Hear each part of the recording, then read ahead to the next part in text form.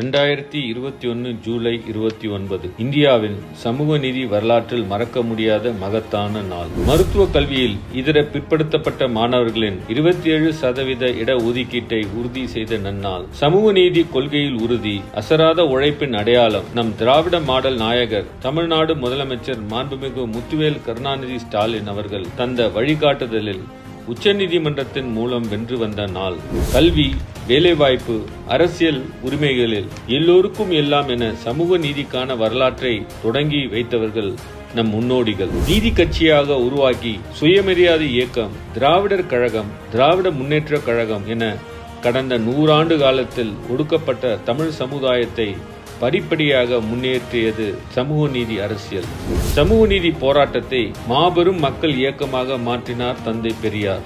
பேரறிஞர் அண்ணா, முத்தமிழ் அறிஞர் கலைஞர் ஆகியோர் சமூக நீதியை சட்ட வடிவங்களில் உறுதி செய்தார்கள். அணையாத திராவிட பெருஞ்சுடரை கலைஞருக்கு பின் தன் கைகளில் ஏந்தி எல்லோருக்கும் எல்லாம் என திராவிட மாடல் ஆட்சியில் இந்தியாவிற்கே வழிகாட்டி கொண்டிருக்கிறார் கழகத் தலைவர் மாண்புமிகு தமிழ்நாடு முதலமைச்சர் அவர்கள். கல்வியே நம் தலைமுறையை மாற்றும் ஆயுதம் என பேரறிஞர் அண்ணாவும் முத்தமிழ் அறிஞர் கலைஞரும் கொண்டிருந்த உறுதியோடு நம் கழகத் தலைவர் அவர்களும் தமிழ்நாட்டு மாணவர்கள் நலனில் காட்டும் அக்கறைகள் ஏராளம் ஏராளம்.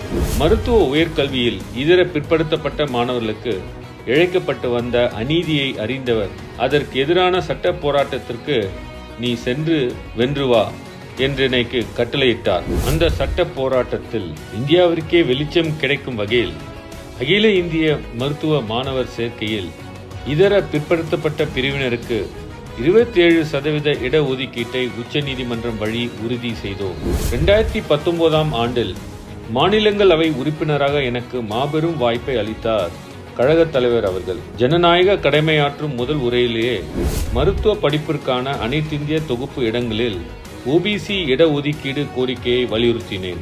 எந்த கோரிக்கை, யார் மூலம், எங்கு ஒலிக்க வேண்டும் என்பதை அறிவார் நம் தலைவர். கழகத் தலைவர் அவர்களின் வழிகாட்டுதலில் அவர் காட்டிய உறுதியிலே நாடாளுமன்றம் வழி, உயர்நீதிமன்றம், உச்சநீதிமன்றம் வழி போராட்டத்தை நடத்தினோம். 2019ஆம் ஆண்டு நாடாளுமன்றத்தில் தொடங்கிய நம் போராட்டம் 2021ஆம் ஆண்டு ஜூலை மாதம் 29ஆம் தேதி உச்ச நீதிமன்றத்தின் தீர்ப்பின் வழி உறுதி செய்யப்பட்டது. நாடு முழுவதும் உள்ள அனைத்திந்திய தொகுப்பில் உள்ள மாநில அரசுகளுக்கு உட்பட்ட அனைத்து இளநிலை, முதுநிலை, கட்டாய பல் மருத்துவ படிப்புகளில் OBC வகுப்பினருக்கு 27% இட ஒதுக்கீடு தர ஒப்புக்கொண்டு அரசாணை வெளியிட்டது ஒன்றிய அரசு. இதன் மூலம் 2021 முதல் 2025 வரை 4 கல்வி ஆண்டுகளில் சுமார் 20,088 பிற்படுத்தப்பட்ட இதர பிற்படுத்தப்பட்ட மாணவர்களின் கல்வி உரிமை உறுதி செய்யப்பட்டுள்ளது.